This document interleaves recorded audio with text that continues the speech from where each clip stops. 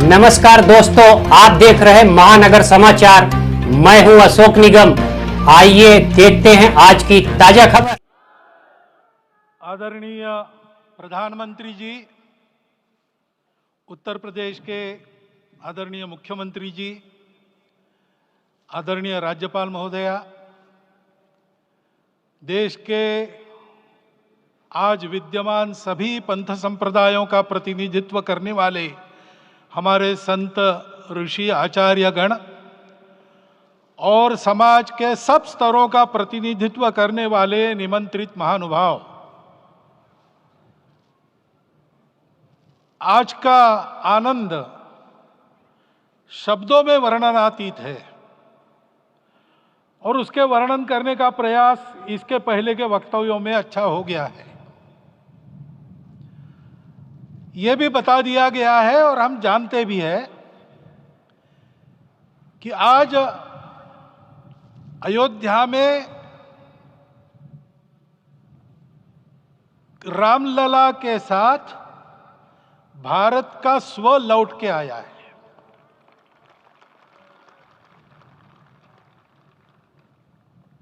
और संपूर्ण विश्व को त्रासदी से राहत देने वाला एक नया भारत खड़ा होके रहेगा, इसका प्रतीक आज का कार्यक्रम बन गया है।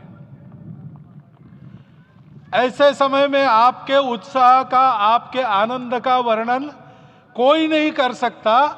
हम यहां पर अनुभव कर रहे, पूर्ण देश में यही वातावरण है। छोटे छोटे मंदिर के सामने दूरदर्शन पर इस कार्यक्रम को सुनने वाले हमारे समाज के करोड़ों बंधु वहां पहुंच न पाए, ऐसे घर घर के हमारे नागरिक सज्जन, माता भगिनी सब भाव विभोर है, सब में आनंद है, सब में उत्साह है। और ऐसे समय में जोश की बातों में थोड़ी सी होश की बात करने का काम मुझे ही दिया जाता है।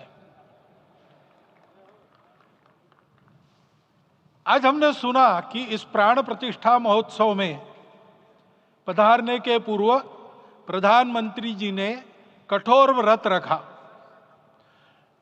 जितना कठोर व्रत रखने को कहा था, उससे कई गुना अधिक कठोर व्रताचरण उन्होंने किया। मेरे पुराना उनसे परिचय है, मैं जानता हूं वो तपस्वी है ही, परंतु वो अकेले तप कर रहे हैं, हम क्या करेंगे। अयोध्या में रामलला आए, अयोध्या से बाहर क्यों गए थे, रामायण में क्यों गए थे बाहर, तो अयोध्या में कलह हुआ। अयोध्या उस पुरी का नाम है जिसमें कोई द्वंद्व नहीं, जिसमें कोई कलह नहीं, जिसमें कोई दुविधा नहीं। वो हुआ 14 वर्ष वनवास में गए। वो सब ठीक होने के बाद दुनिया के कलह को मिटा के वापिस आए। आज रामलला वापस फिर से आए हैं 500 साल के बाद। जिनके त्याग, तपस्या, प्रयासों से ये सोने का दिन आज हम देख रहे, सुवर्ण दिवस देख रहे, उनका स्मरण प्राण प्रतिष्ठा के संकल्प में हम लोगों ने कहा, आपने सुना होगा, स्मरण किया। उनकी तपस्या को, उनके त्याग को, उनके परिश्रम को शत बार, सहस्त्र बार, कोटि बार नमन है।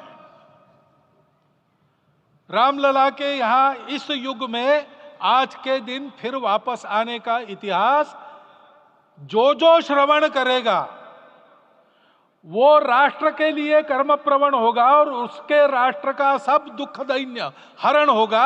ऐसे इस इतिहास का सामर्थ्य है। परंतु उसमें हमारे लिए कर्तव्य का आदेश भी है। प्रधानमंत्री जी ने तप किया, अब हमको भी तप करना है। राम राज्य आने वाला है, वो कैसा था, दैहिक दैविक भौतिक तापा, राम राज नहीं कहु व्यापा, सब नर करहि परस्पर प्रीति, चलहि स्वधर्म निरत श्रुति नीति। सब निर्दंभ धर्म रत पुनि, नर अरु नारी चतुर सब गुनी, सब गुणज्ञ पंडित सब ज्ञानी, सब कृतज्ञ नहीं कपट सयानी। राम राज्य के सामान्य नागरिकों का जो वर्णन है, हम भी इस गौरवमय भारतवर्ष की संतानें हैं। कोटि कोटि कंठ उसका जयगान करने वाले हमारे हैं। हमको इस प्रकार के व्यवहार को रखने का तप आचरण करना पड़ेगा। हमको भी सारे कलह को विदाई देनी पड़ेगी। छोटे छोटे परस्पर मत रहते हैं, छोटे छोटे विवाद रहते हैं, उसको लेकर लड़ाई करने की आदत छोड़ देनी पड़ेगी। आखिर है क्या? ये बात बताइए, वो सामान्य नागरिक कैसे थे? निर्दंभ, प्रामाणिकता से आचरण करने वाले, केवल बातें करने वाले नहीं और बातें करके उसका अहंकार पालने वाले नहीं थे। काम करते थे, आचरण करते थे और अहंकार नहीं था। ऐसे वो थे और धर्मरत थे। यानी क्या थे? इस पर कठिन भाषा में प्रवचन बहुत लंबा हो सकता है, लेकिन थोड़े में धर्म के जो 4 मूल्य जिनकी चौखट पर धर्म है, ऐसा श्रीमद् भागवत में बताया है, सत्य करुणा शुचिता तपस, उसका आज हमारे लिए युगानुकूल आचरण क्या है? तो सत्य कहता है कि सब घटों में राम है, ब्रह्म सत्य है, वही सर्वत्र है। तो हमको ये जानकर आपस में समन्वय से चलना होगा, क्योंकि हम चलते हैं, सबके लिए चलते हैं, सब हमारे हैं, इसलिए हम चल पाते हैं। और इसलिए आपस में समन्वय रखकर व्यवहार करना, यह धर्म का पहला जो पैर है, सत्य, उसका आचरण है।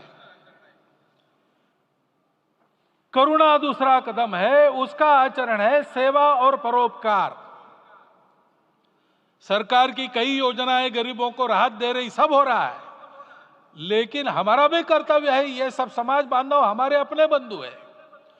तो जहां हमको दुख दिखता है, पीड़ा दिखती है, वहां हम दौड़ जाए, सेवा करें, दोनों हाथों से कमाएं, अपने लिए न्यूनतम आवश्यक रखकर बाकी सारा वापस दे, सेवा और परोपकार के माध्यम से।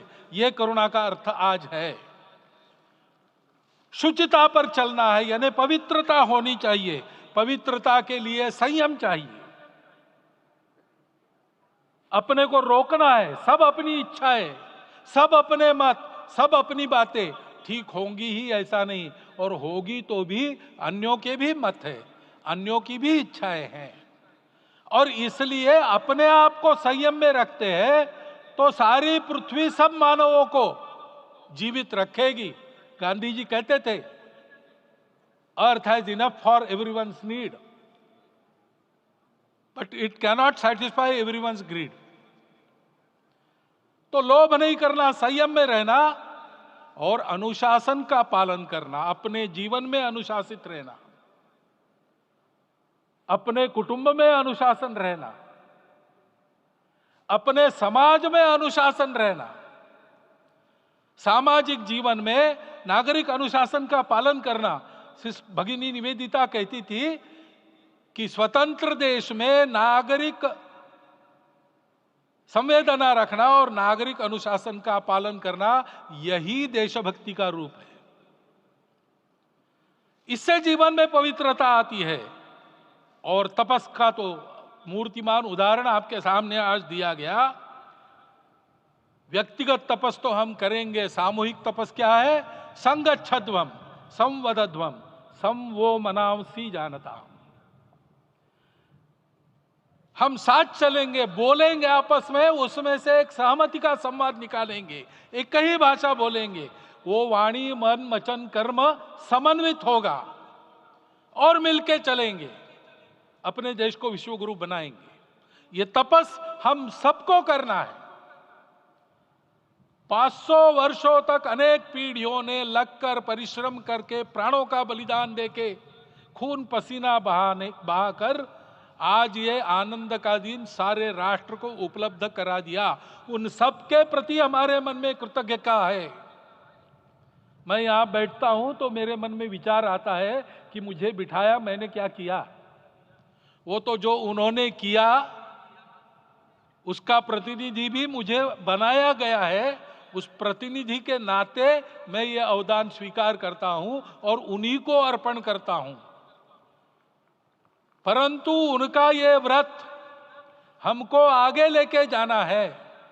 जिस धर्म स्थापना विश्व में करने के लिए राम का अवतार हुआ था, उस धर्म स्थापना को अनुकूल स्थिति अपने आचरण में अपने देश में उत्पन्न करना, यह अपना कर्तव्य बनता है। रामलला आए हैं हमारे मन को आह्लादित करने के लिए, उत्साही करने के लिए, प्रेरणा देने के लिए, साथ साथ इस कर्तव्य की याद दिलाकर उसमें कृति प्रवण करने के लिए आए हैं। उनका आदेश सर पे लेके हम यहां से जाए। सब लोग तो यहां आ नहीं सके, लेकिन वो सुन रहे, देख रहे। अभी इसी क्षण से इस व्रत का पालन हम करेंगे तो मंदिर निर्माण पूरे होते होते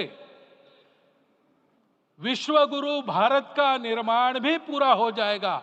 इतनी क्षमता हम सबकी है। इसका मैं एक बार स्मरण देता हूं, आप सबको धन्यवाद देता हूं।